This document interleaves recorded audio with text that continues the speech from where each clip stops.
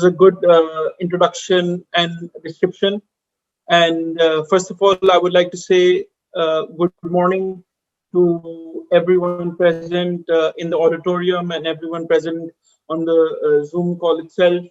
It is a very special day because we have a congregation of more than 50 educators in the school education space, which is one of the most important, as you have the job of nurturing young minds and building the future leaders of tomorrow.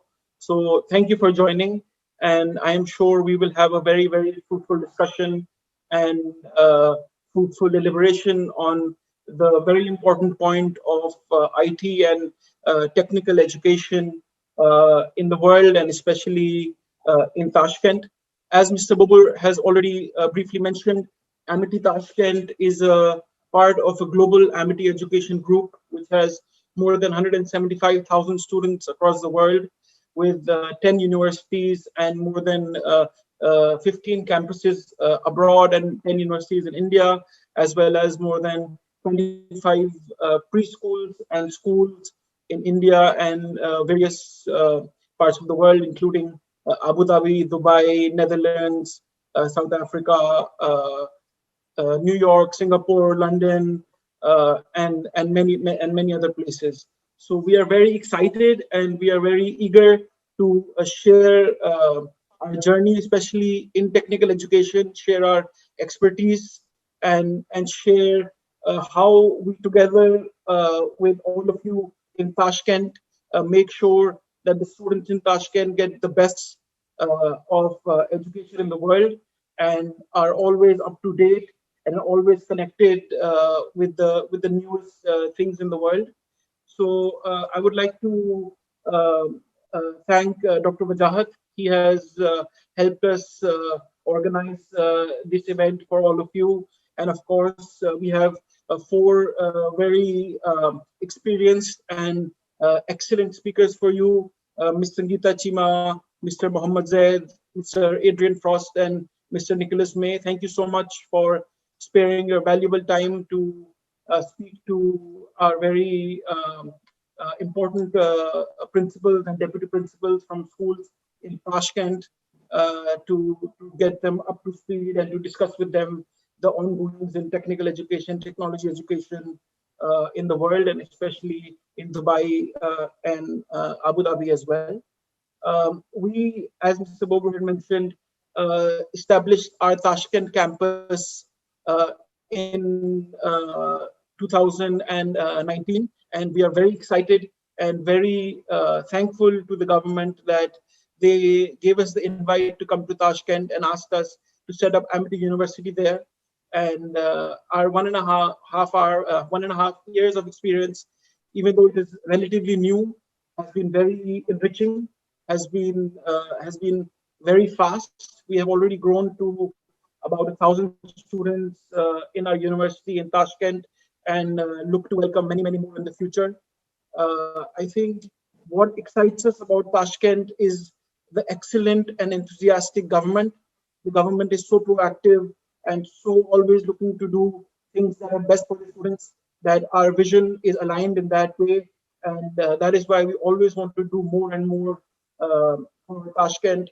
And I think the potential that we see in the students, the way the students are eager to learn, the way the students are eager to better their skills and do something for their country, I think that really resonates with us. And we are very, very excited to not only partner with Tashkent and Uzbekistan in higher education, but also do our best and collaborate in whatever way we can in furthering the school education in Tashkent. Finally, Mr. Bobor and Dr. Khatri, thank you so much for spearheading the Tashkent campus and making sure that the vision and the aim of the Amity Group is realized in Tashkent and Uzbekistan. And I would like to congratulate for your 1.5-year journey, and also look forward to many more successes in the future. Thank you so much, and good luck to everyone.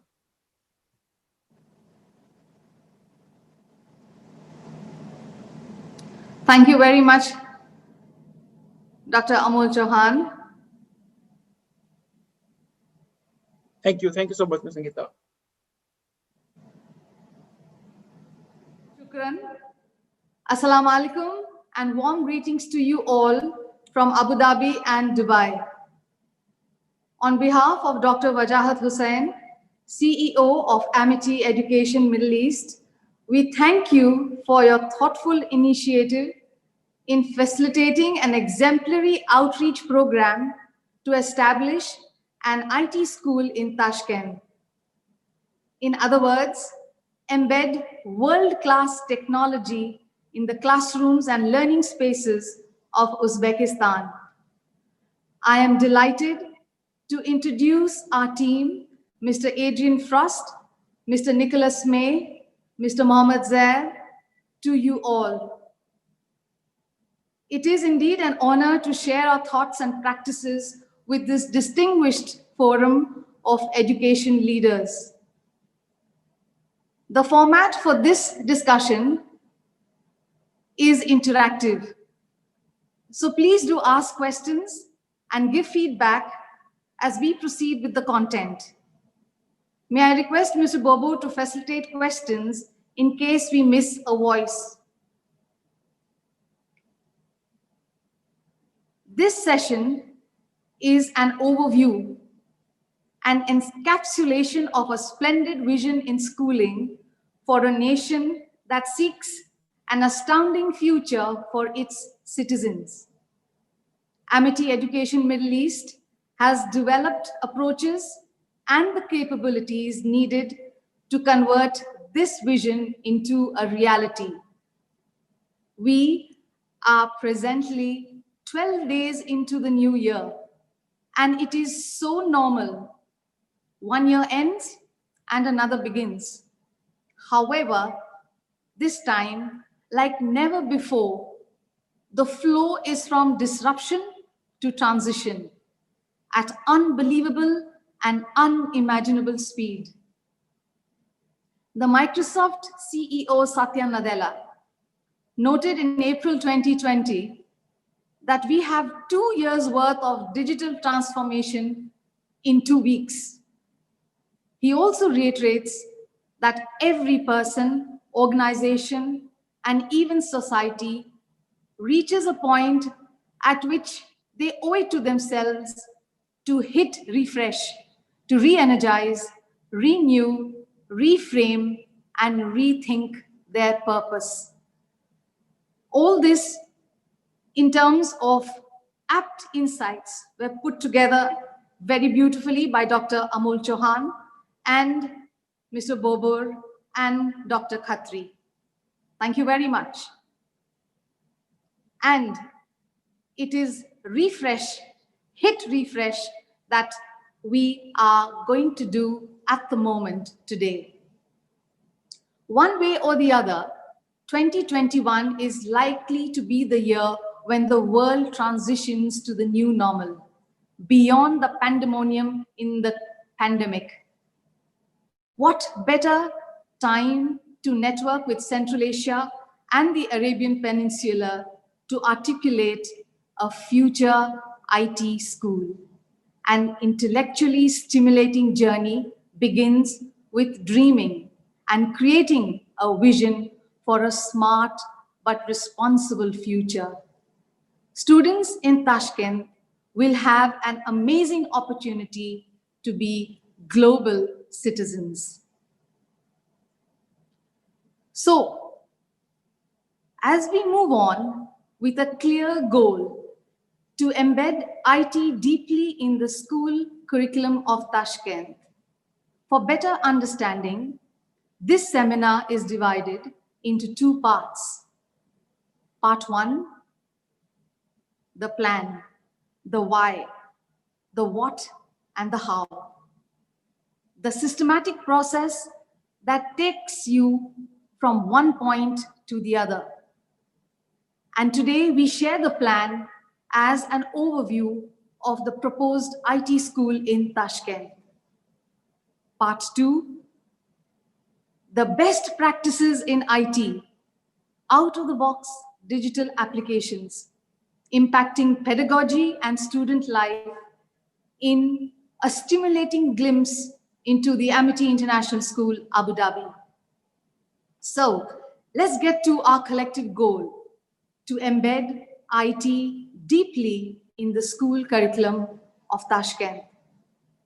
And the rationale, the why, the purpose to redefine quality in a 21st century school ecosystem. With this clear purpose, the leaders in Tashkent, all of you sitting in front and being a part of this amazing interaction, will assure an outstanding future for the young citizens of Uzbekistan in a rapidly changing world, which is hugely impacted with quantum leaps in technology. Meaningful integration of technology enriches and extends the learning experience and does not wipe away traditional beliefs. It engages and motivates the learners, creates collaborative learning experience for learners, and most importantly, deepens students' learning goals. We ignite the learning potential in a child. Also, an IT school is a response to the pressing need to provide academic coherence between coursework and the rapid growth of computing and technology in the modern world, alongside the need for educated students to utilize the technology very, very effectively for the benefit of society. In part one, we commence with the whole ecosystem around which a school functions. The words quality school governance describes the process-driven school entity.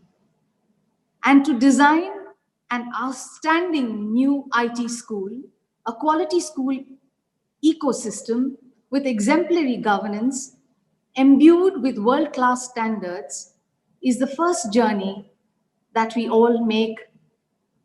This begins with curriculum design. This is the heart and the core of a good schooling experience. I'm sure you will all agree. The second step in this part one elaborates further on the processes that drive the system, macro and micro.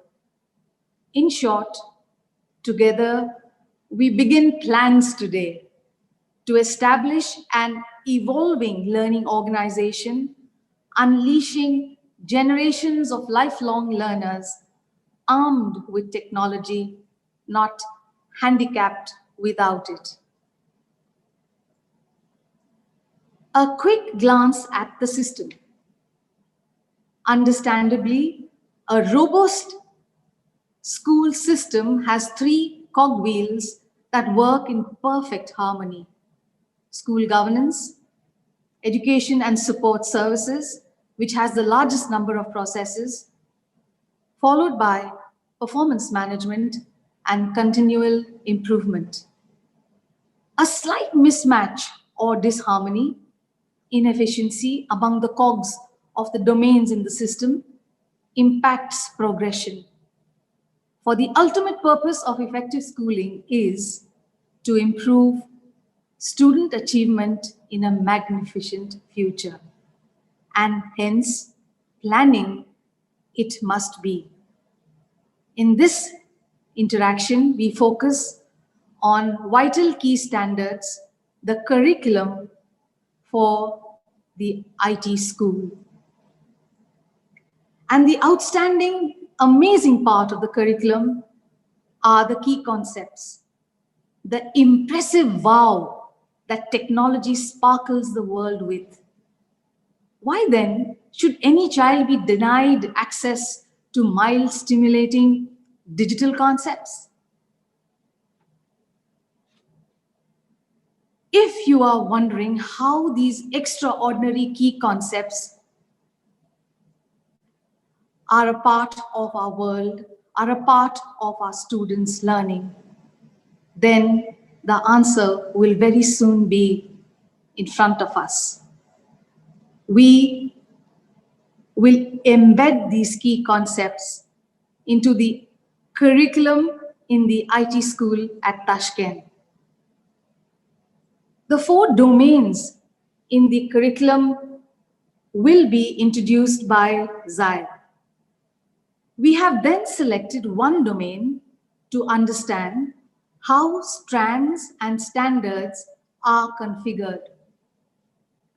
This happens in cycles. We then look at the scaffolding across the cycles, each domain. We see how computer science and technologies integration occurs with other subjects and how students learn right from kindergarten to grade 12. But let's stop here for a moment. What will be the most important requisite for the much needed successful transformation in education? Yes, the 4 master strokes of leadership: professional and ethical, strategic, educational, and operational.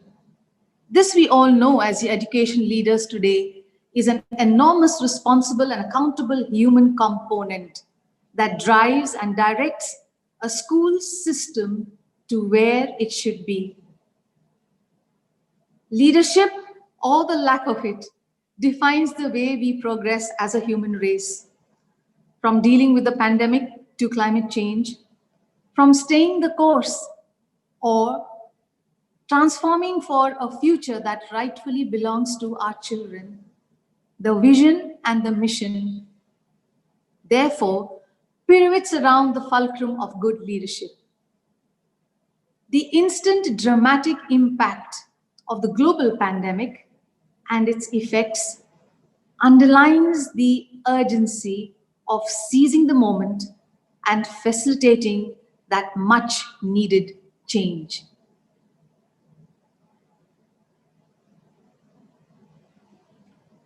The curriculum forms the heart of a school.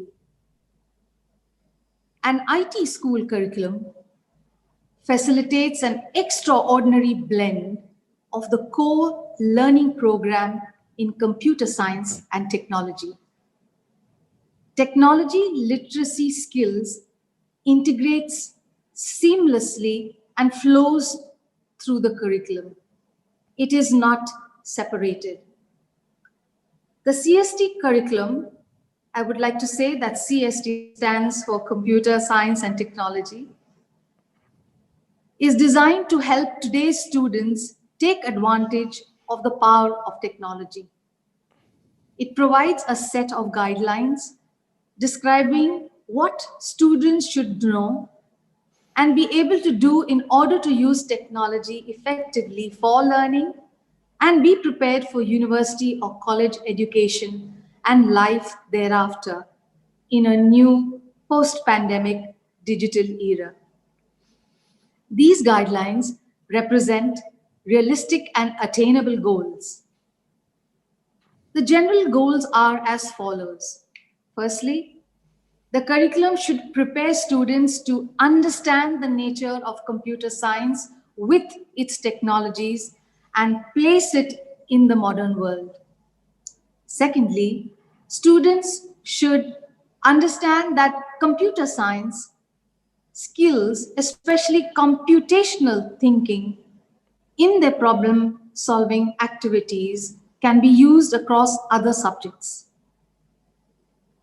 They must also know that computer science interweaves concepts and skills. So let's get started with those fantastic tech concepts that exist in our world today and how they form a part of the IT curriculum. Over to Mr. Mohammed Zaid, who will take you through an amazing journey ahead. Thank you, Ms. Sangeeta. Well, the famous writer, philosopher, inventor, and one of the founding fathers of United States of America, Benjamin Franklin once said, If you fail to plan, you're planning to fail. And to me, curriculum design is nothing but a plan. In fact, it is just a part of the plan that acts as a guide while we execute our intent of providing quality education to the future workforce of our world. That being said, it is also very critical part of the plan because if we get it wrong, it can have very real impact on the competency of the workforce. And the chances of us getting it wrong only increases when we deal with a relatively newer subject like IT or ICT, simply because of two reasons. We do not have, reason number one is we do not have historical evidence of what an effective K 12 IT curriculum looks like. Reason number two, IT is an exponentially change driven field where the future requirements of skills is extremely unpredictable. And that is why I suggest we take Uncle Benjamin's word seriously and start to put together a currently effective and a futuristically updatable curriculum plan for IT schools in our country. One fact that I can simply be confident about is stating that a curriculum that focuses on teaching concepts rather than teaching facts is undoubtedly one of a superior quality. It's ironic that that's a fact. And in fact, especially if those concepts are chosen with a futuristic prediction of the nature of work. And it is about this that I want to talk with you today. If we now take a trip into the future and visualize the nature of work, it is highly likely that we might come to a conclusion that one of the most essential skill that humans may have to be competent in is computational thinking. I believe it was Einstein who said that we cannot solve our problems with the same thinking that we use to create them. Same goes for problems in computer science field. In fact, it is more true. It requires a new way of thinking about problem solving. And that is what we call computational thinking. It's nothing too complicated. It's nothing but understanding the difference between human intelligence and artificial intelligence. That's the second point on my slide. And also, computational thinking thinks about thinking recursively, which is a method where a solution to a problem depends on solution to smaller instances of the same problem. Computational thinking is also deploying heuristic reasoning, which is a thumb rule to discover solution to complex problems. So these are various ways in which we can enhance computational thinking. Now, mind you, we are talking about the key concepts here. Doesn't mean these are the only concepts in the curriculum. These are just very relevant in today's age and might be updatable in future. To name a few more, we have algorithms, which are the mathematical recipes that make up programs. We have cryptography, which is how confidential information is protected on the net. Machine intelligence, how services such as YouTube, Google, and Amazon predicts your preferences. We also have computational biology, the science behind the working of genetic coding. And we have search. How do we find needles in a billion haystacks? Yeah, search is a real important skill in today's world. Anyway, these are some of the many key concepts that should be taught in today's school curriculum. Another fact that I can be confident about is that one of the determining factors of a good or outstanding, for that matter, curriculum is that it has a structure and that it is organized, categorized, and easy to understand. Ideally put, the IT curriculum for K to 12 must split its content into four major domains: Let's look at these four domains. I believe Ms. Sangeeta initiated the conversation by saying, I'll be talking about these four domains, and this is really the important part of the curriculum. The four major domains are digital literacy and competence. Let's call that DLC. The second major domain is computational thinking. We just looked at computational thinking as one of the key concepts, but it's in fact it's such a huge concept that there is an entire domain around it.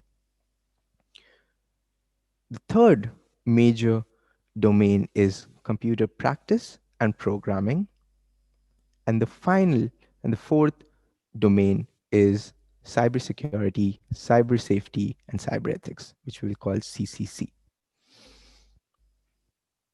Okay, so another sign of an outstanding curriculum is that it is progressive across grades and that there is an increase in the level of difficulty within the same strand.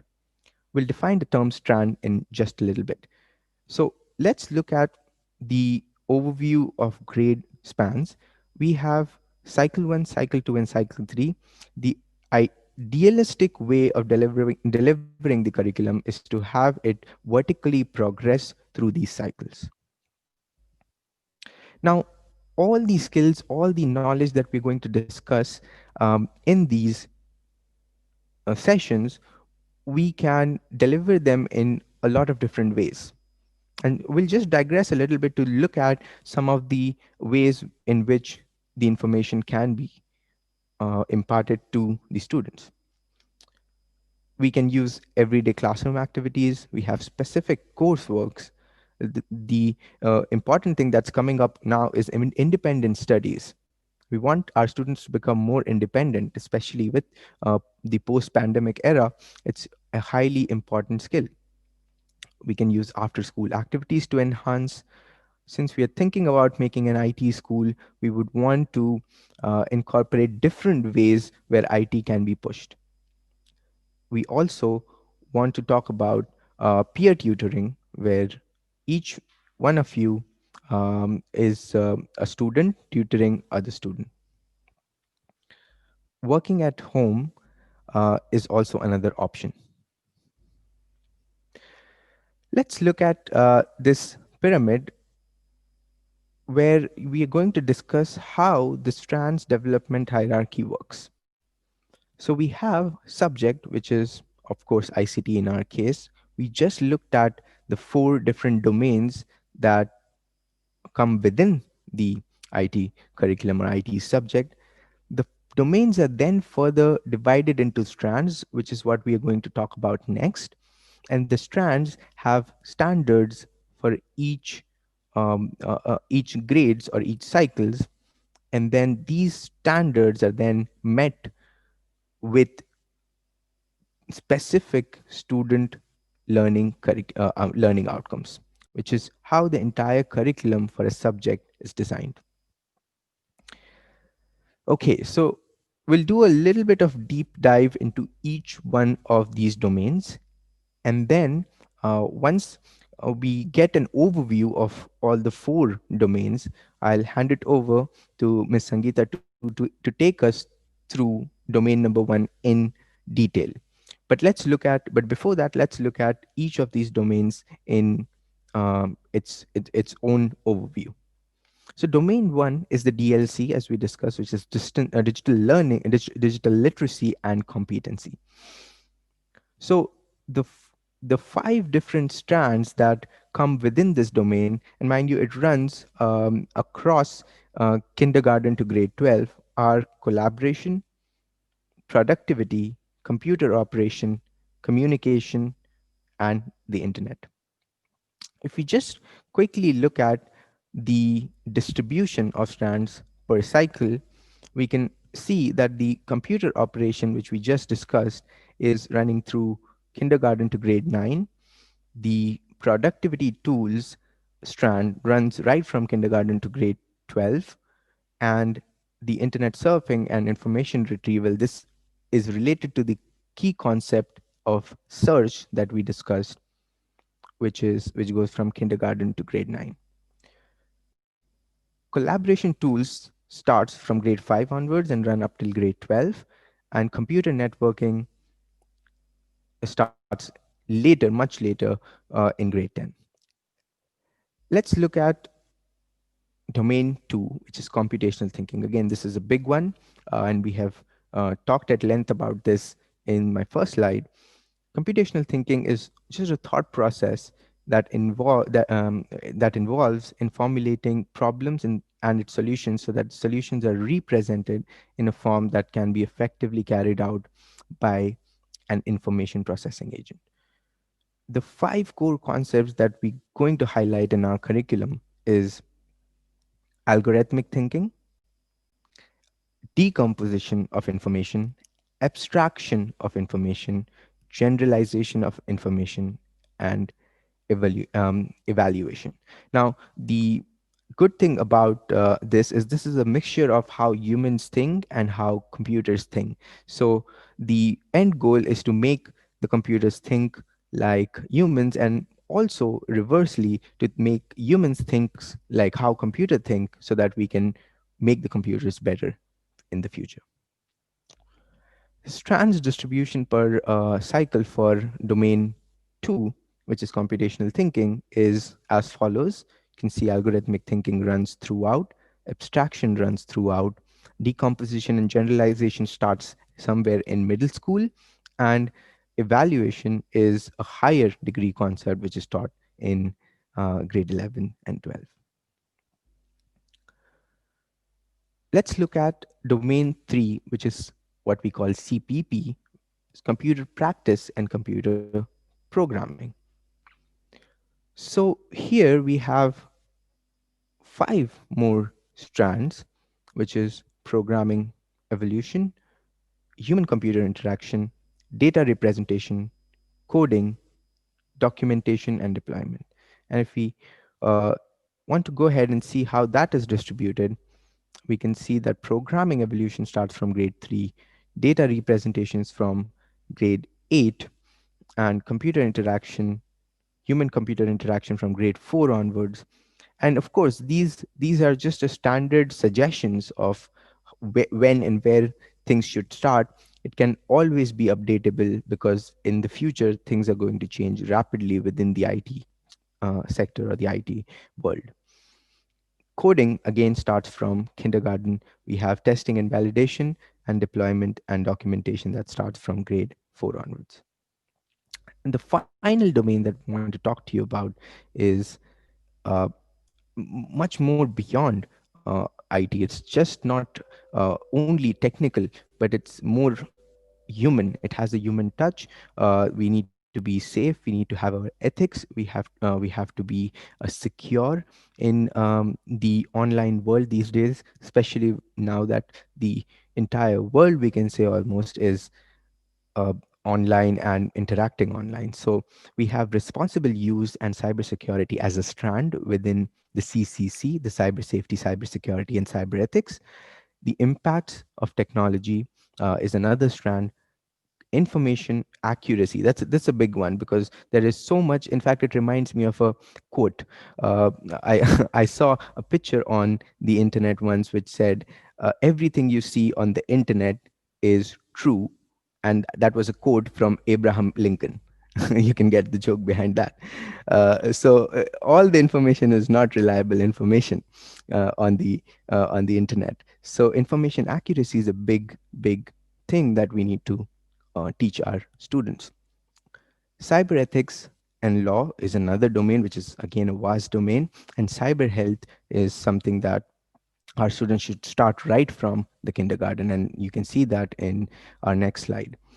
So we have cyber health going from bottom to top, kindergarten to grade 9. We have cyber ethics and law from grade 3 onwards, and information accuracy as well from grade 3 onwards, impacts of technology till grade 12, and responsible use of cybersecurity all throughout, because that is such an important area. Okay, Okay, this slide might put some of you guys to sleep because a lot of math, or it might waken you up if you love math. So there are lots of numbers. I'm just going to make it a little bit easier for each one of us. So, like we discussed in the pyramid screen, we had our subject, then we had the domains, we had the stands, we had the standards, and then finally we had the learning outcomes. And this particular table is giving us information of the number of outcomes per domain per grade, and then those numbers are converted into the present into the percentage on the right hand side of the screen. So we can look at some things that I want to highlight here is that look at how DLC, which is the first domain, digital literacy and competence, is higher in cycle 1 and other domains are a little lower.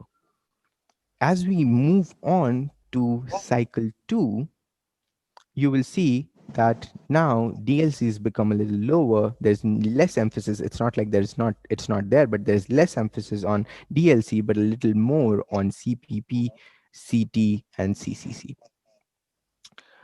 If we come to cycle 3, which is grade 10, 11, and 12, you will see the DLC further going down and CT, CPP, and cyber ethics now coming into play, because at that age, it becomes even more important to be more ethical, more secure, more safe.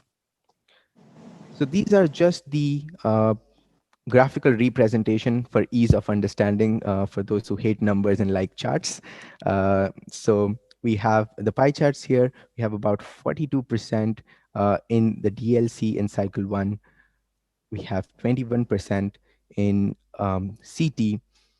We have 17% in CPP and 20% in CCC for the cycle 1. And I won't bore you with more number crunchers and number utterances, but it's exactly how you can see it on the screen, the distribution. You can see the DLC was initially higher, then it becomes a little lower, and then a little more lower across as we go upwards. And the curriculum is shifted more towards computational thinking, computer programming, and computer practice, and then computer ethics, cyber security, and cyber safety. Anyway, that will be my time. Thank you, Ms. Sangeeta, for the opportunity, and thank you everybody for listening to me.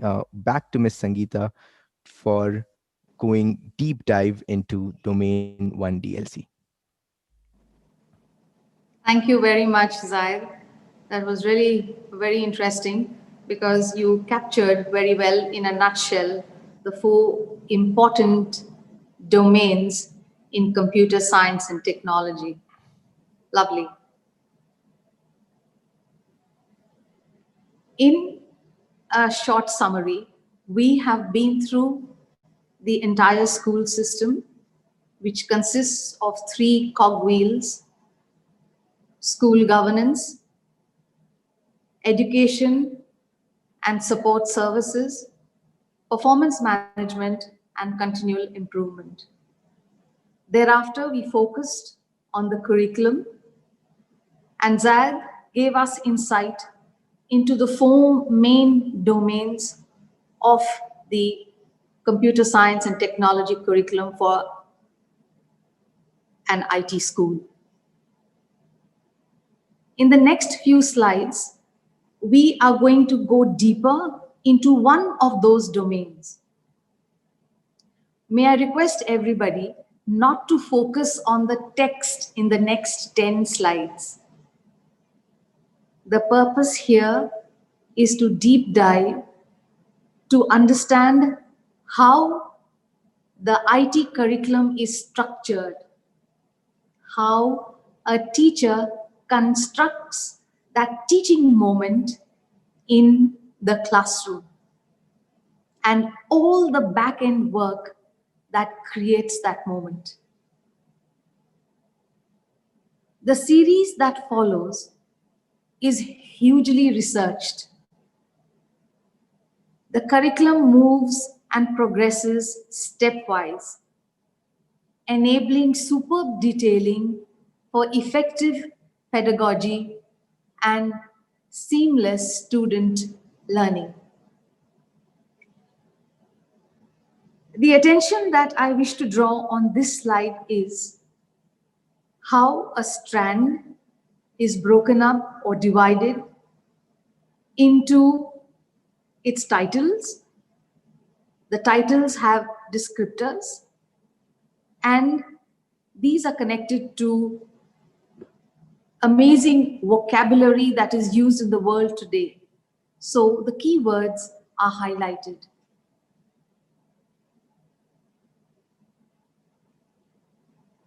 Quantitative analysis of domain 2 continues as per the cycle outcome as well as the grade outcome.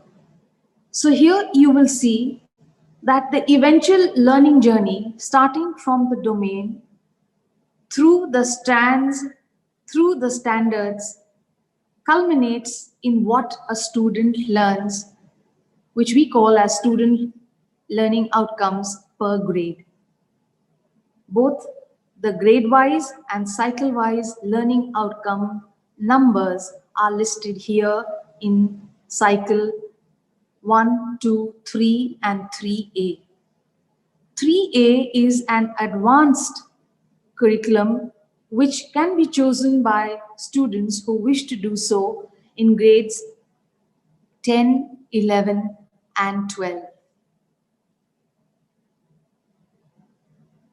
The generic outcomes are then very carefully connected through grades in a vertical progression. So a teacher can see the column progress from KG to grade 12, as well as the movement laterally of the 4 domains across the class or the grade. Vertical progression can here be seen in cycle 2. So at the end of cycle 2, for example, which is grade 8, the students will be able to explain computer organization and compare computer performances. We won't read through the fine line, but these are the parts of a curriculum that exist in totality. Moving on, the outstanding integration of all 4 domains, in this case, the strands in digital learning competency with the other 3 domains, as illustrated in the slide before you, is a work of great collaboration. Integration across the domains enable better competence with digital technology. It enables us to create confidence and a suitable environment to support self-learning. The scope and sequence as domains cascade into strands, standards, learning outcomes is integrated with other concepts. You can see, Zaid, if you can show your cursor, please. You can see the integration of technology, integration column, technology, math, 21st century skills, and collaboration. This is grade 7 curriculum clearly defined so that you understand how the strands progress in the domain digital literacy and competence.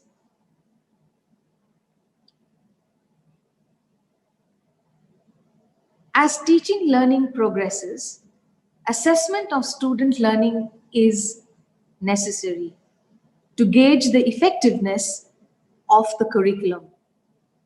The rubric to ascertain student progress is elaborated in the student performance criteria progression through the levels. Students at level 1 is barely initiated or not initiated into learning.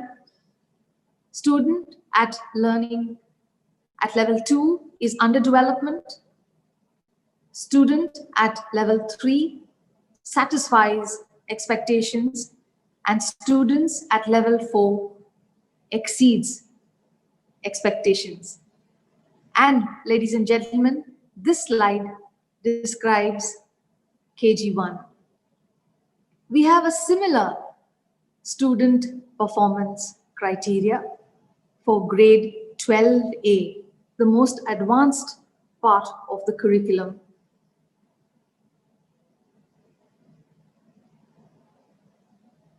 Sometimes the activities have to be sampled to see how the curriculum can be better understood. And here we have a sample activity of grade 1. This is indeed a splendid takeaway. And a teacher as well as a student can gauge and answer the question, what have I enjoyed learning today? For example, by the end of grade 1, students will be able to define internet, grade 1, age 6, and will open a website. That's their learning outcome. Engage in activities and be assessed as well.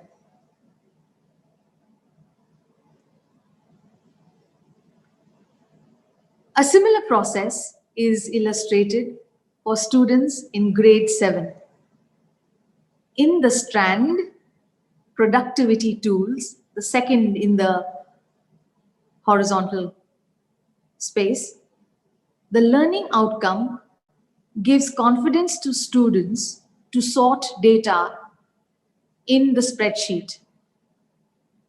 And the teacher has the sample activity planned along in the end with a suggested assessment.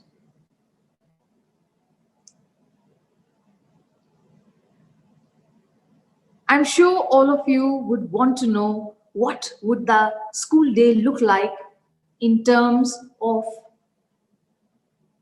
the dispersal of all the domains in an IT curricular specific school.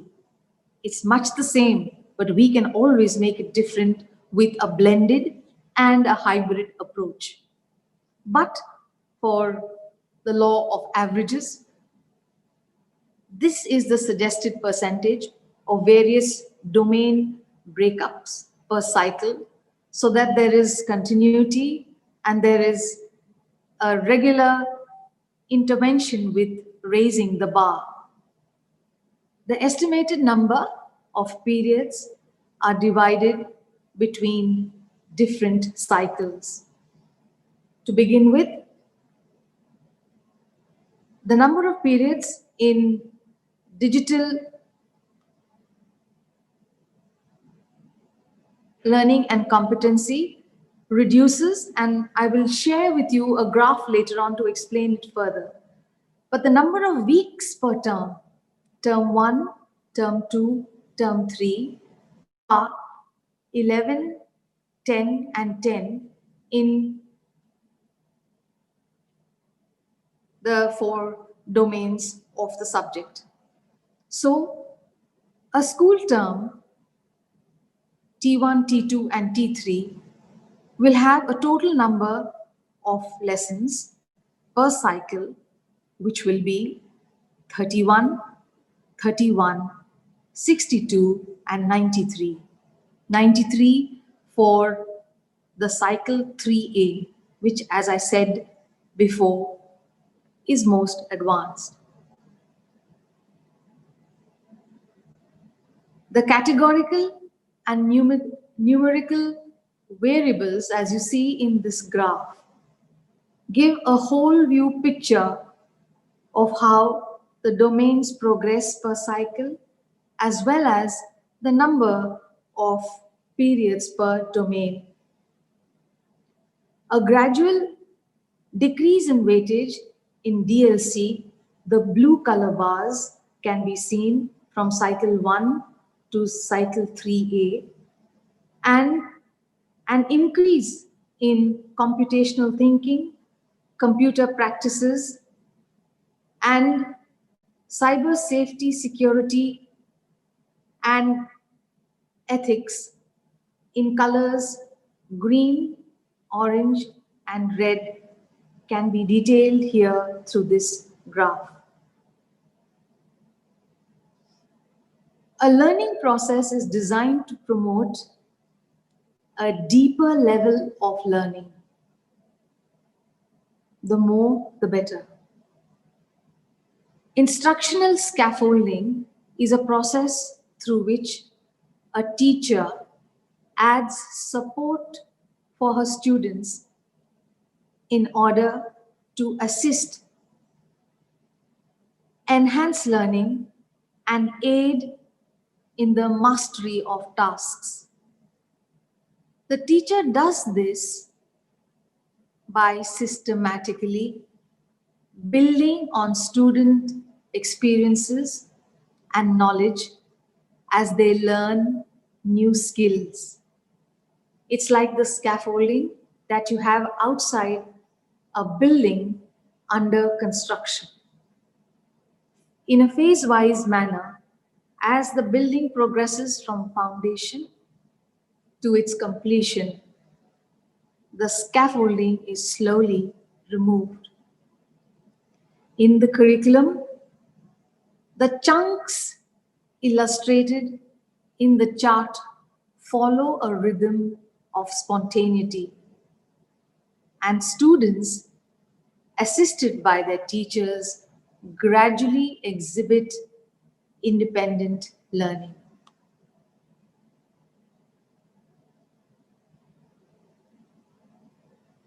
When we go to school, we have a joy of being in a limitless space. We learn what we want to. We let that learning impact us, and then we grow and progress, grade after grade, until we move out of school. Integration of one concept with other concepts give amazing meaning to a learning program. And students enjoy the journey as they see the limitless future before them. It's unfair to be boxed into one or trapped into one subject. That's not the case anymore with the future of learning. The three domains, digital literacy and competency, computational thinking, computer practice and principles, is seamlessly connected to the strands in, for example, grade 9 mathematics. Simulation software enables students to investigate models of real-world problems such as climate change and population growth, computer science and maths. Basic tools such as spreadsheet and database applications can be applied across the curriculum to analyze and solve problems, computer science and all subjects. Even basic word processing software cannot encourage students to organize their thoughts, but can develop their skills in a better manner to revise their work. Computer science and languages. To conclude, the computer science and technology curriculum across all domains is optimally designed. The other cogs in the wheel, move in synchronous harmony to support the curriculum. I wish to let you know that we have now come to the part 1 conclusion, the end of part 1. Let's progress to the part 2 of our presentation. Zaid, please change the slide to 40.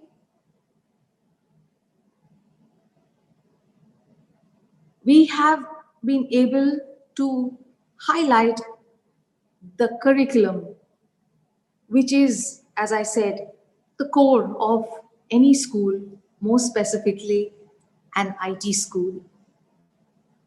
Part 2 is going to be awesome because we're going to see real-time best practices. I would request Mr. Adrian and Mr. Nick to please take over and take us through this journey. Thank you, everybody, for your time and your attention. Thank you, Ma'am Sangeeta. Thank you for a very enlightening talk you just gave. And thank you, Mr. Zaid, as well for that. Thank you for picking up my part of the presentation as well. Great, no pressure, Nick. So I'm just going to try and share my screen, and I appreciate the irony if I mess this up, given this is an IT talk. So let me just see if I can do that.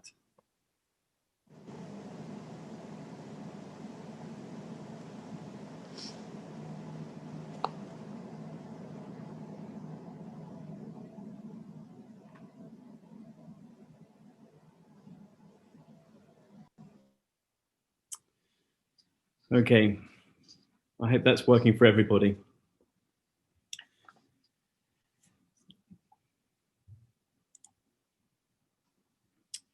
Now, I would like to apologize in advance to the live translator if I speak too fast. My colleagues are always telling me that I speak too fast. If I do, please feel free to give me a nudge and I will slow down. What we would like to do is talk about the journey we have started. Okay, here at in Amity, Abu Dhabi.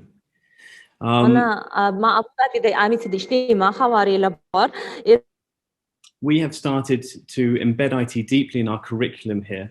And more importantly, though, I'm going to spend time re-emphasizing that it's really important that we explain the rationale, trends, and benefits that underpin the decision-making that must occur in advance.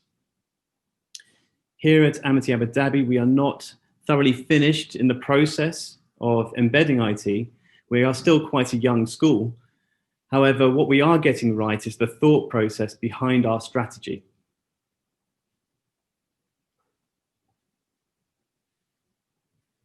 And that is where I would like to begin. Many educationalists would state that the reason why their IT implementation was not as effective as it could have been was because they didn't start with a clear rationale. Without that, you don't have teacher or parent or student buy-in to your vision. Whilst implementing IT delivers a certain cachet for your school, I venture that what we want our schools to, and I venture we all want our schools to be innovative. We want them to be cutting edge. We want them to be contemporary. But the what, when it precedes the why, is where you come unstuck. At the risk of making mass generalizations, teachers, we are a bit resistant to change. The teaching profession has been around a very long time. And it works, doesn't it? Why try and fix something that isn't broken? Therefore, you have to justify that there is a need to move. You have to present the problem, and then you have to present the solution. I think that was very well explained by Zaid earlier in his presentation.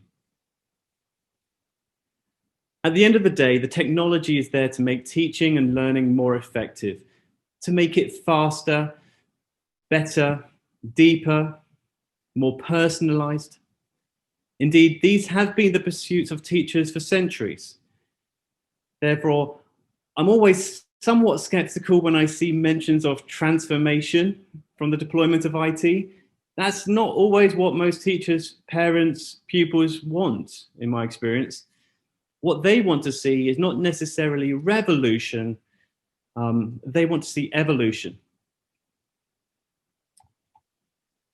Mr. Nick provided me with this slide earlier, and I think it nicely sums up what I'm trying to say here. IT should be used for this purpose. If we can arouse excitement and curiosity and energy for learners, I would add relevant there as well. If we can make it relevant as well, then effective learning will follow. And this is the primary role of IT in schools. That's why we want to embed IT in the schools. Now, actually, this is a very timely talk. I heard a recent statistic that 70% of principals at other schools in the United Arab Emirates are rewriting their school development plans in light of what they have learned about IT use during the last year. In fact, it seems the whole global education community is looking at ways to embrace and embed IT at present, and schools are considering what the next 10 years will look like for education. Here in Abu Dhabi, my senior leaders have all just attended a course online over the holidays at Abu Dhabi University entitled Future Schools 2030. We have been looking at the OECD projections on what the schools of the future will look like. As part of this course, we were able to reflect on different forms of vision, leadership, how to grow global citizens, virtual schools, and lastly, and most relevant for today, future classrooms and curricular design.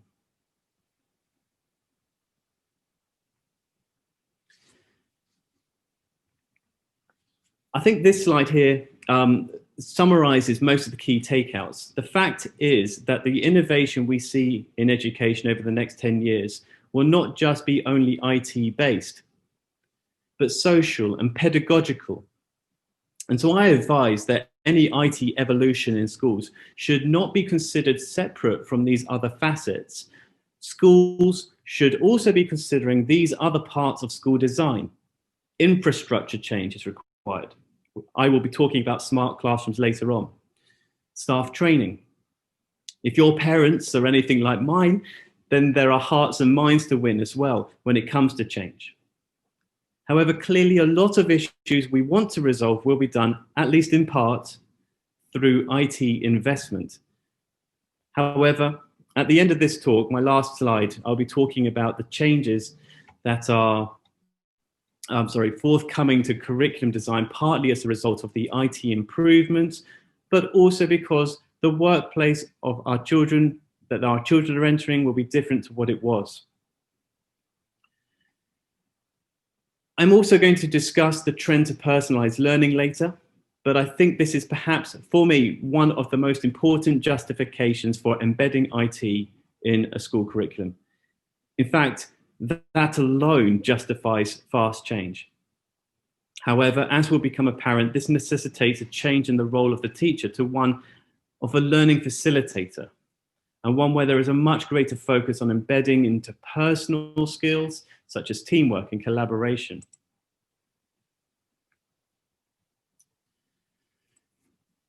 So I'm going to split the remainder of my section of this presentation into two parts. Firstly, I'm going to discuss 5 trends that are impacting schools today that encompass IT integration into the curriculum delivery or the access of it. Secondly, I will be looking at factors affecting decisions on curriculum design over the next 10 years, brought about by the availability of IT and the necessity for developing 21st century skills. All of this is a means to an end of establishing a clear rationale and reason behind the IT and curriculum recommendations and the decisions that we'll be making in all our schools in the future.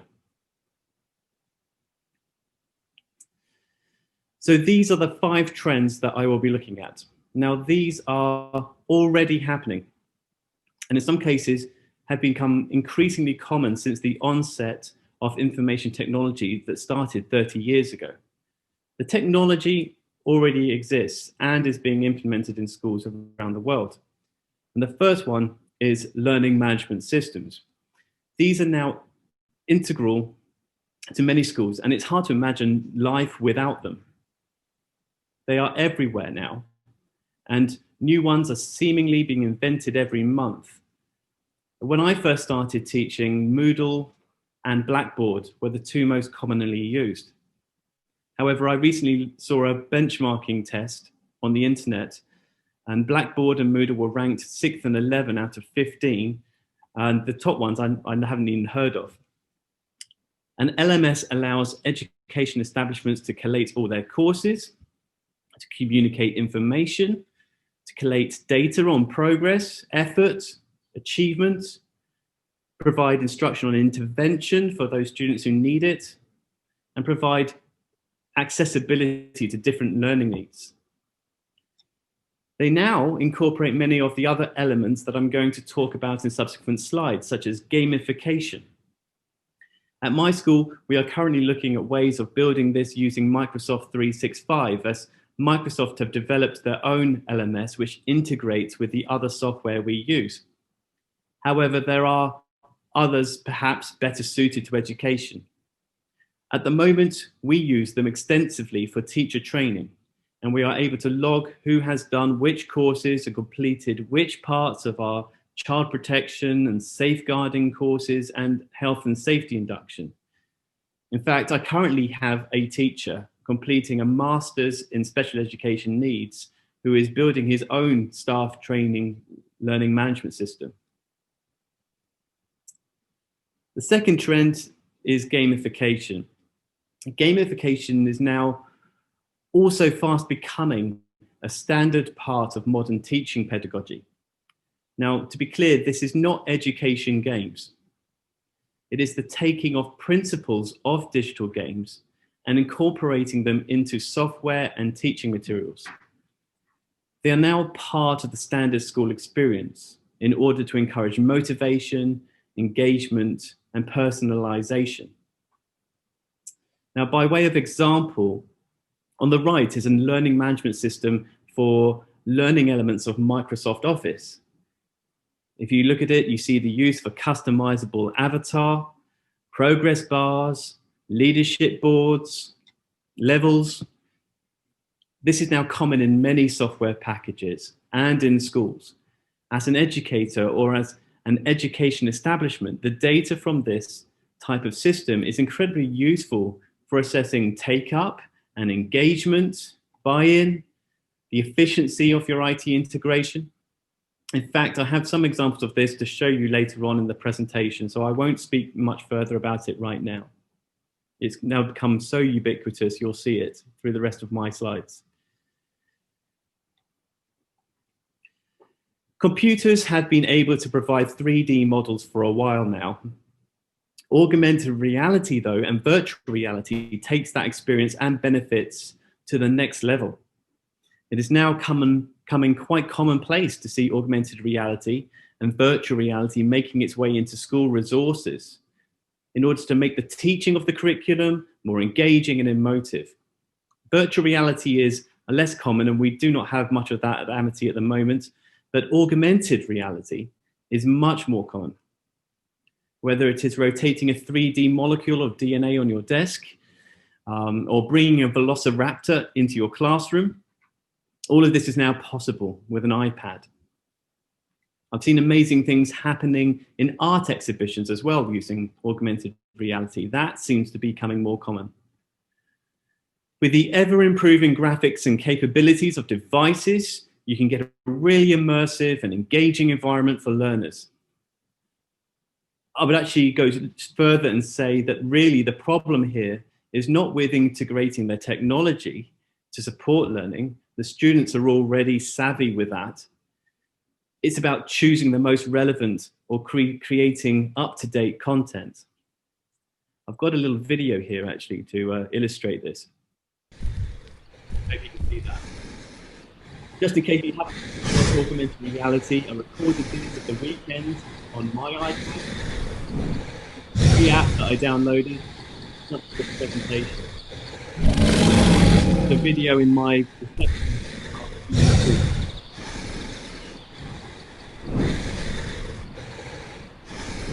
so you can imagine if you were a student and you were participating in those lessons, part of the presentation of your lesson.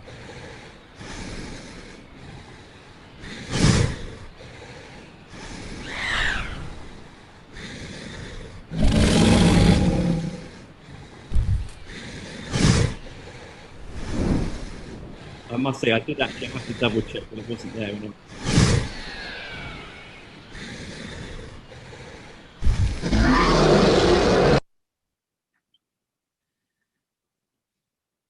So coding and robotics. Well, we've heard a lot about the importance of embedding digital literacy and coding robotics already, but it's true that it's becoming an increasingly an important staple part of the school curriculum in colleges, universities, and schools. The team in Dubai have already elaborated on a suggested program. At my school, we follow the national curriculum of England and Wales. And so, and there we are looking to augment it with further exploration of computing. In fact, we're having a meeting later today to talk about just that. With regards to robotics, it is evident that robots will have the capacity to do many of the jobs available. Indeed, in our own profession, I envisage a considerable change in the roles teachers have in the future. Currently in primary schools around the world, children are building robots such as Raphael here, who built a Lego brick color sorter. And they are engaging in class discussions about how the jobs that their mothers and fathers do could be either redundant or at least different in the future. For example, many of the children of our school have parents who work for the airline Etihad. And they were talking the other day about how the first officer and pilot roles would change by the time they are the age of their parents. The ubiquity of robots necessitates a greater priority in the school curriculum so that students can benefit and think creatively on how robotic technologies can be used effectively in the workplace. Indeed, I am actually feeling the pressure now of some of my parents, from my parents, who are asking me to inform them on how I am embedding coding more into the primary school curriculum. Hence the meeting later on today, in fact. To use robotic technology effectively, students are going to need to learn to code. Just as a generation ago, we had to learn to use, or at least have an introduction to calculators and spreadsheets and word processing when we were at school.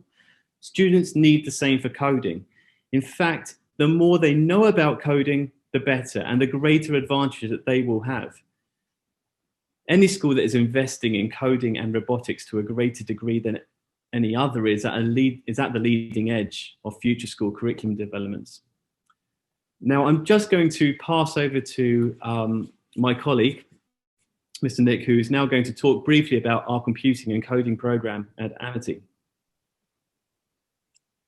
Thank you, Adrian. I just want to talk very quickly about the practical side of programming and in turn where that leads to with our robotics in the classroom.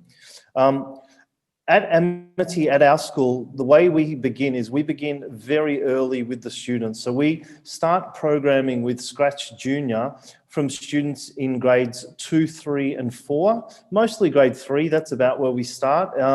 And we introduce Scratch Junior, which is a free program online, which uses block coding. And it's a great introduction for the students about following a linear process to complete a simple task. Now, you can see on the screen, there's a few examples at the top left-hand corner of some block coding. Now, the beauty of this is that Scratch Junior then leads on for our Year 4s, Year 5s, and Year 6s, leads on to Scratch, which is the main program where the students can learn their block coding. Now, this block coding then links with our robotics in that we use spheros at our school, which are the little robotic balls that you can spin around. You can code them using block coding, and then you actually use the coding to control the technology, to move the robotics around the classroom.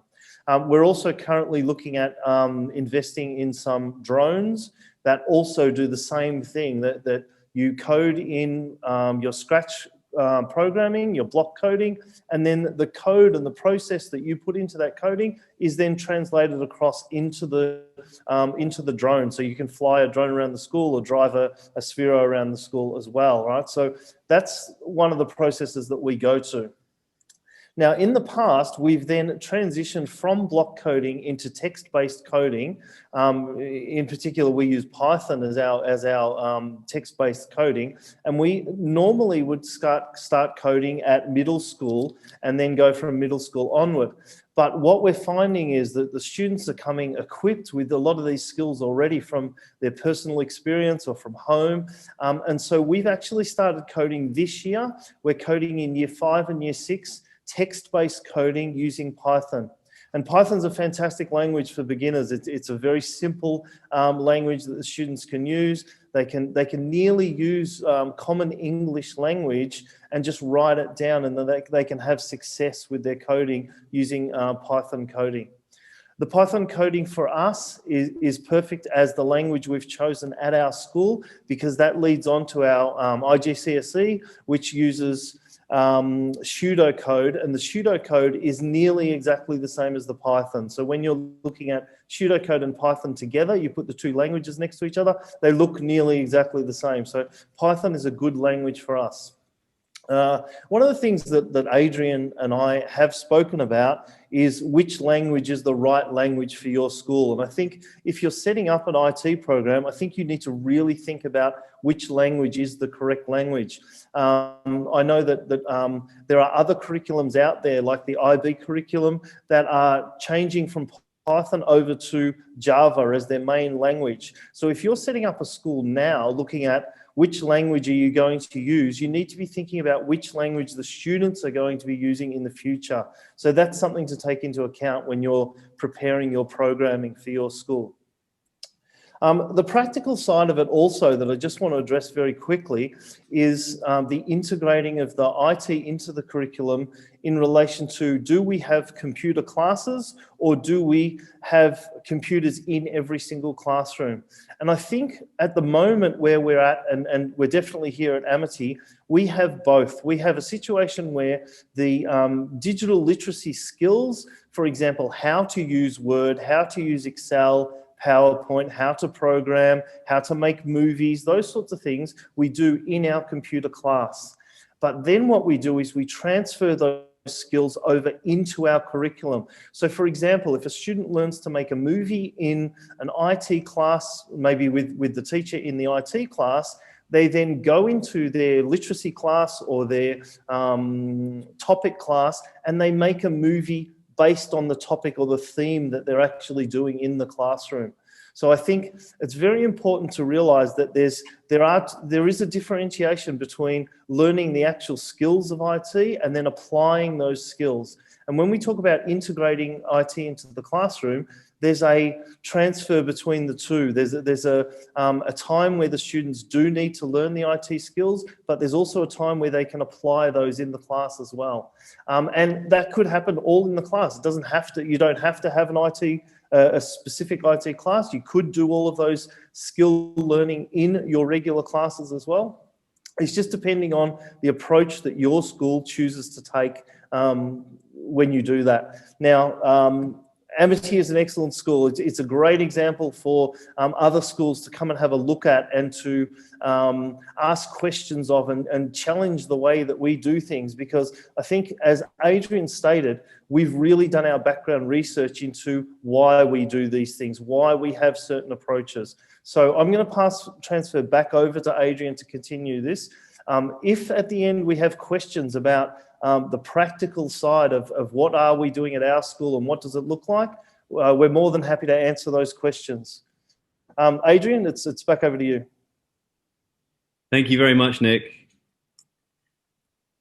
So taking all those elements, bringing them all together, you get what's called the smart classroom. And Nick's probably said it's so much better than I have on this regard, because actually smart classrooms, there's about 500,000 different possible incarnations of what a smart classroom might look like. You know, Nick was just saying there, do we teach skills in one room and then they transfer to a traditional classroom, or do we embed IT across the entire school?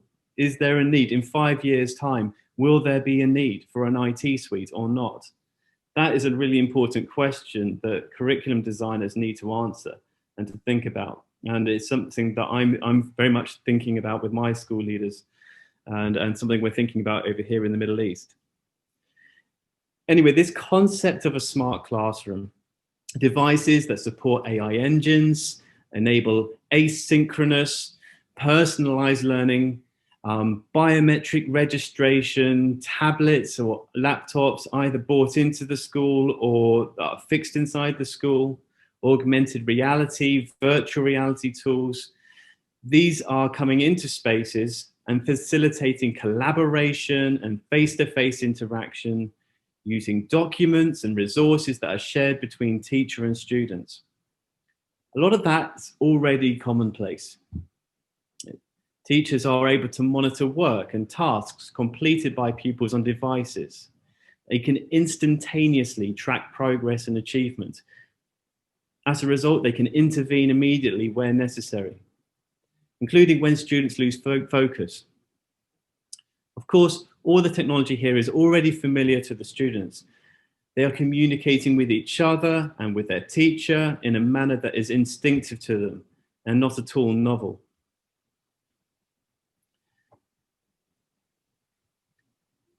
I'm going to skip that presentation and move to this one.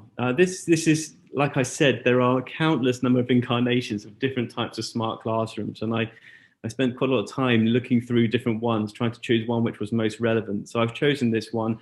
It's by Hewlett-Packard, whom I hasten to add, I do not own shares in. So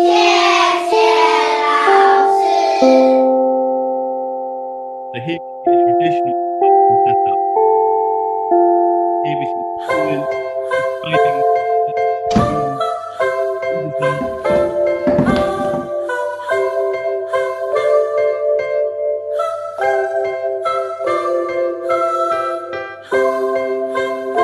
starting to build and define those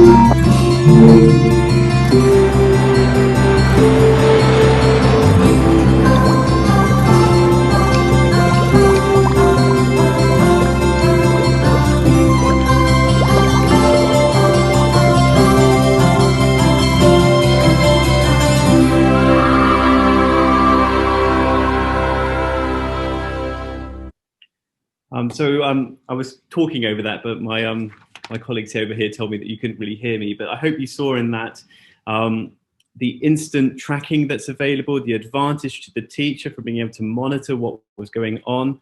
But nevertheless, the learning is very student-led. It's personalized, embeds all these engaging elements of gamification and augmented reality. You see devices there that foster collaboration and face-to-face interaction with not only the people in the room, but people outside the room, maybe people working, experts working in museums or construction sites. And you've also got there in that particular video there, the concept of being able to move the desks to cater for different types of activities. So that's the end of my first part of my talk. Those were the 5 trends that are already happening now in schools. There are some countries which are really leading the way in that regard. I think that what Singapore are doing now is very, very interesting.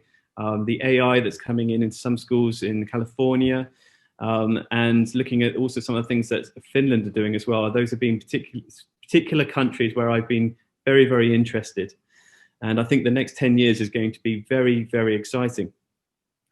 I'm now going to look at factors that affect curriculum design, things that we're thinking about with regards to how we're going to restructure our curriculum now. So core to all of this is the preparation of students for a life in the mid-21st century. And on the right-hand side of this slide are the key skills and competencies and qualities that the World Economic Forum concluded were the requirements for success. These are not necessarily the traditional focus of school curricula, so they present a challenge for curriculum designers who are tasked with providing their students with the best chance of success. Now, accessing knowledge and understanding has never been easier for a student. Teachers, if they ever were, are definitely no longer the go-to resource for knowledge. In fact, if I was watching a lesson and a teacher was to answer a question directly by giving them the answer straight away, that would quite possibly be a negative point. That would be, I would mark them down for it. You more often hear nowadays teachers saying, well, go and find out, or how do you think you could find that out? This is much more common phrasing. Teaching them how to find the solutions that they need, or making it easier to find the information, is increasingly the role of the teacher. As such, they are becoming the facilitator of learning. Now, the classroom is arguably no longer the best place to learn facts or experience knowledge for the first time. Giving students exposure to knowledge and understanding outside of the classroom in their own private study as a form of preparation, and then expecting them to come into the classroom and discuss that learning in greater depth, well, that seems a better use of time, resources, and energy. And so we have come to the idea of flipped learning. And this is by no means new. I think it was, as far back as 1997, I think, that people started talking about flipped learning. However, what is new is that technology means we can deploy it effectively so much lower down in the school. Flipped learning has really come to the forefront during this pandemic. As long as students have had access to devices, teachers have been able to engage with students and help students to learn independently and use their their class time for more in-depth discussion, debate, and examination of the learning. So when they're talking with their teacher on a forum such as this, they're discussing the learning that they've learned prior to that talk. Students can learn at times convenient to them, and they can review the materials over and over again should they wish, and in do so, practice the skills that they need.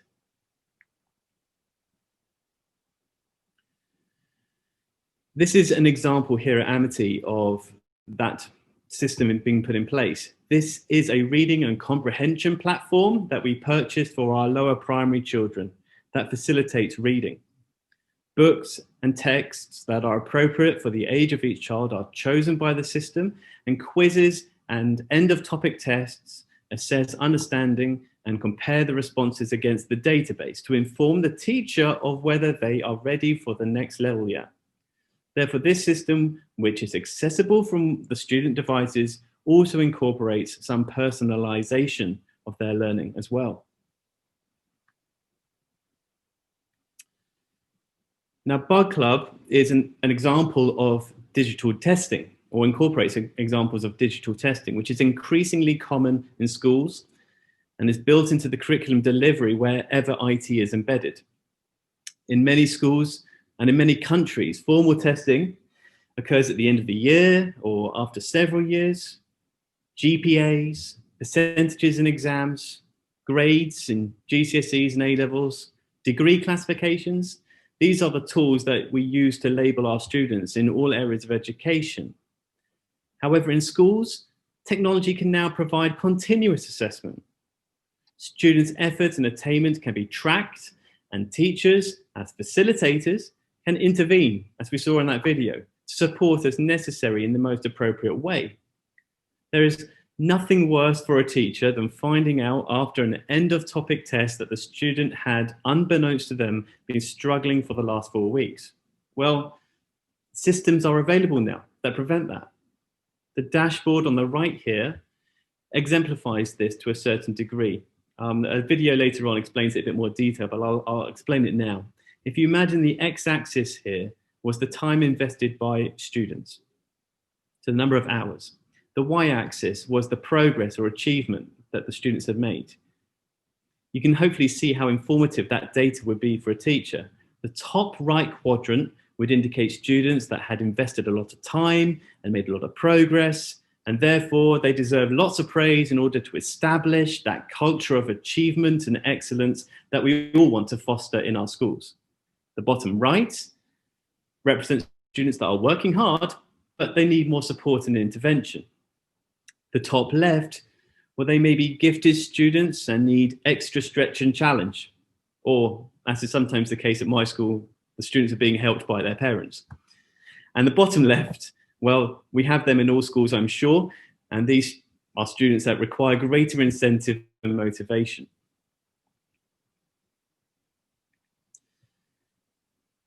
Again, this is more evolution rather than revolution, I hope you agree. Pick a project and submit it. This has been the nature of science fairs and history projects for decades. However, the level of student ownership is set to increase. I think that what we'll end up doing in our schools is that we'll create a basic curriculum and skill sets for what we want them to learn in maths and English and science and so on.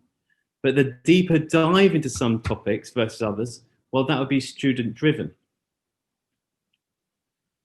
What is gathering more momentum is the nature of artificial intelligence in learning. And this delivers personalized, tailored learning that meets the needs and abilities of each student more thoroughly. We have a very wide range of abilities at my school, as you might expect when you receive children from a wide range of cultural backgrounds. And we have found these systems so useful at accelerating the progress of each of them. And the one IT integration I feel is at the leading edge of all the products we have implemented is Sentry technology. Again, I don't own chairs in them.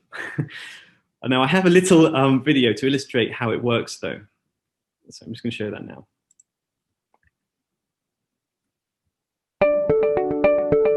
Every student encounters learning roadblocks on their learning journey that hold them back and stop them succeeding. These might be missing pieces of knowledge, misconceptions, or even a lack of stretch and challenge. As teachers, our job is to identify these roadblocks and eliminate them. But we know that doing this is harder than it sounds. Monitoring every student's level of understanding across every topic can mean continuous marking and endless data.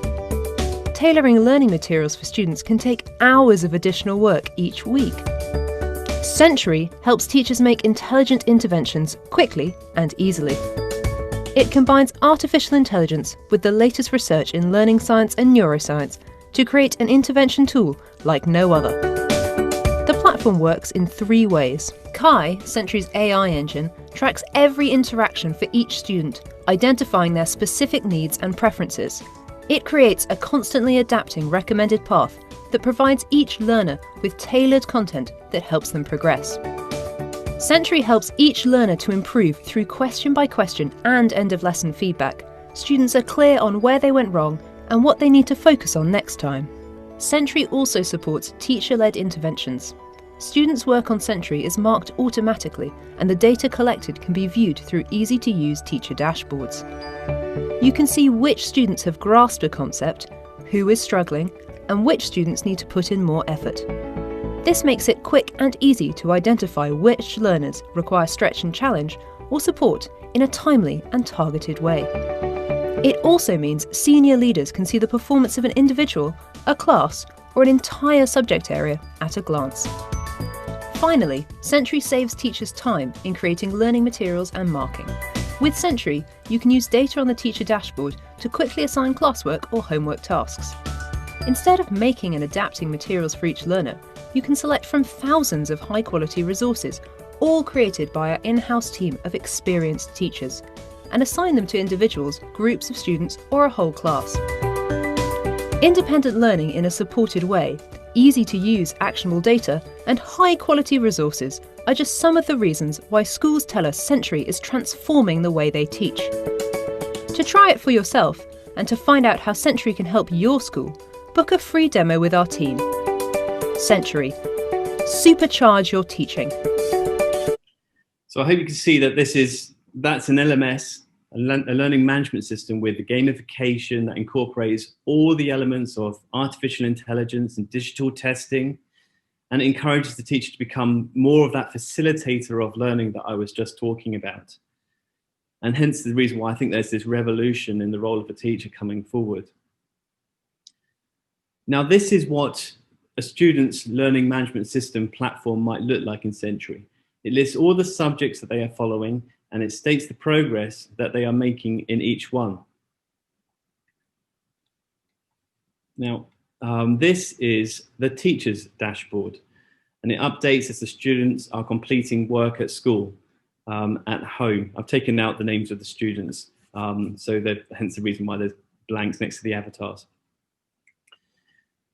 By clicking on each of these elements, the teacher can get an insight into the achievement and progress of each child in comparison to their peers. Eventually, I expect this will be normalized against the whole international school database of all learners using the platform. And therefore, we will be able to do a cohort analysis of all our students and compare how our school are doing against other schools worldwide. This is what the pupils' dashboard looks like. They have their own dashboard for each of their subjects, and they can see which areas they are strong in, which require more work. They can see the progress they're making. And of course, it also incentivizes them along the way with gamification elements. This is all interactive, so clicking on these elements brings up further pages and insight for the learner on their learning journey. Therefore, they have much more ownership over their learning, and their progress can direct their study accordingly. Now, I really think that this product is an outstanding gift to education, and as the years go by, it will get better as they are implementing teacher and student feedback all the time.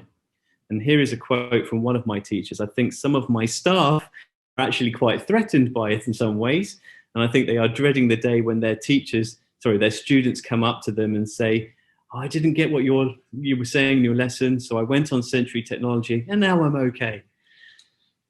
So these are some of the statements made by the students about it. So these students are all in year 7 and year 8. And again, you can see that they're strongly advocating its use.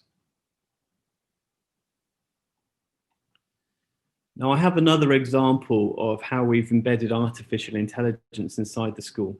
But I think you have the idea, so I will not labor this next example. But it is nevertheless been really important for us here at Amity. Reading is a crucial skill. Success in reading is one of the best predictors of success in school and in life. Studies show that the top students do 40 minutes of reading a day, and the bottom students do less than 10. And further research shows that students who read age-appropriate text for 25 minutes a day will make twice the progress of students reading similar text for only 5 minutes a day. So in our school, we've had a focus on reading, and purchasing Accelerated Reader was core to delivering those aims of our program. To make fast progress in reading takes more than just commitment to reading. You need the right tools. You need insight and data to find the right content for the student at the right time. You also need to test them and assess progress, and then use that data to inform the next steps in the learning journey for each child. Now, this program, which you can look up, it assesses comprehension, and along the way, there's all the gamification and digital testing elements built into the program so that the teachers can provide the suitable targets for the students.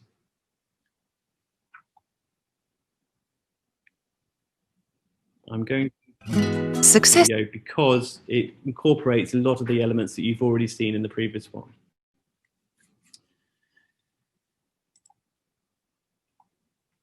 Now, returning to the curriculum design, rather than the tools used to deliver the curriculum, of key importance will be the teaching of digital literacy. Now, Ms. Sangeeta in her presentation has spoken about this at length. In the past, this meant teaching students how to use computers to find content they needed on the internet. That's what we understood it to mean. But digital literacy now means so much more. Everything has a presence on the web, resulting in the Internet of Things. And with so much content in so many places, this means there is a necessity to skill students so they have the capacity for discernment. Just as Saeed was saying earlier, I've written down your quote from Abraham Lincoln. I think that will come in use one day. And the skills of persuasion and media manipulation. Social media use and safeguarding also comes into this area too. One's presence on the web is already an important tool for recruiters. I often explore the social media presence of my staff before I employ them. The necessity for digital literacy in business will drive change in the expectations of our school curricula and bring to the forefront the importance of personal branding, communication, critical thinking, and evaluation.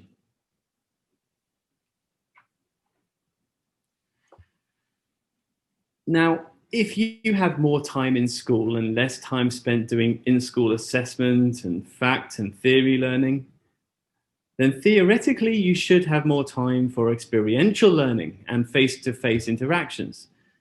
Therefore, many educationalists now forecast that in schools where IT is embedded, there will be more fieldwork.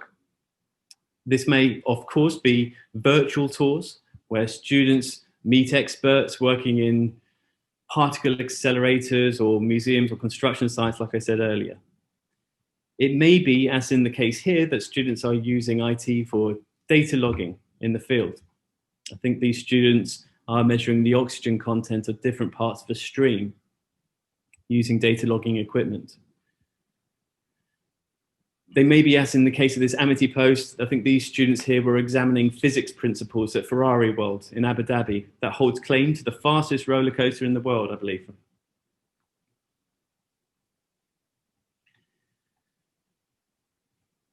Project-based learning. I'm getting to the point now where I said at the start where we're going to be looking at the wider principles of curriculum design.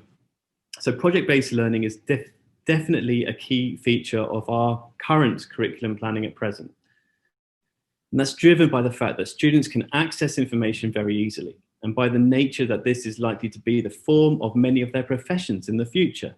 As we move to a more freelance economy where jobs are less institutionalized, where you may have many employers rather than just one, tasks will be given to our students that involve creating a solution to a problem, or involve working together to complete a task in a set time frame.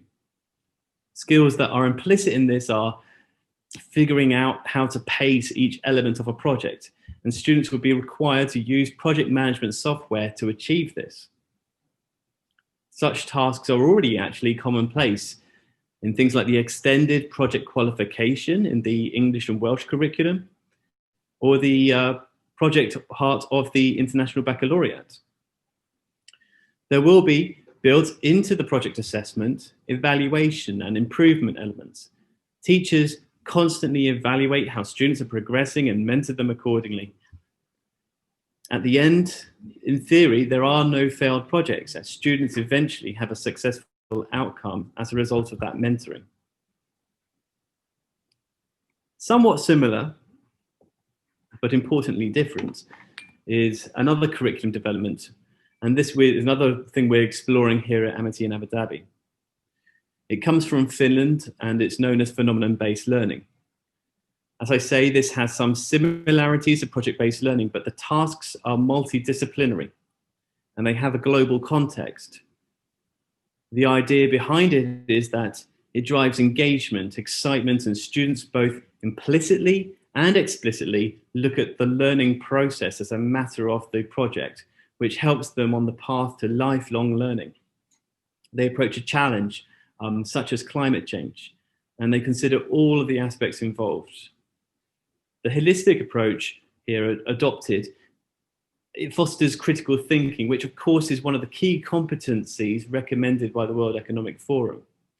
Finding more time through the deployment of IT and the teaching of skills in IT, that all of that facilitates opportunity for students to collaborate on inquiry-based, student-centered, and holistic tasks such as this.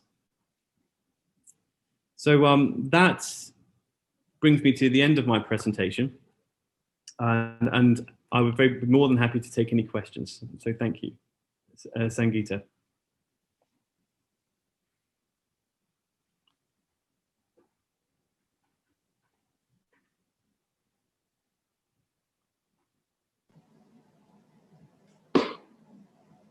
Thank you, Adrian. And thank you, Nick. Marvelous indeed. What a mechanism that reveals so much is already happening. And the insights were so very perfect because we now know what can be done and what should be done with all the very, very new territory that you have taken us through. Thank you very much once again. I'm very happy. Bye. Thank you.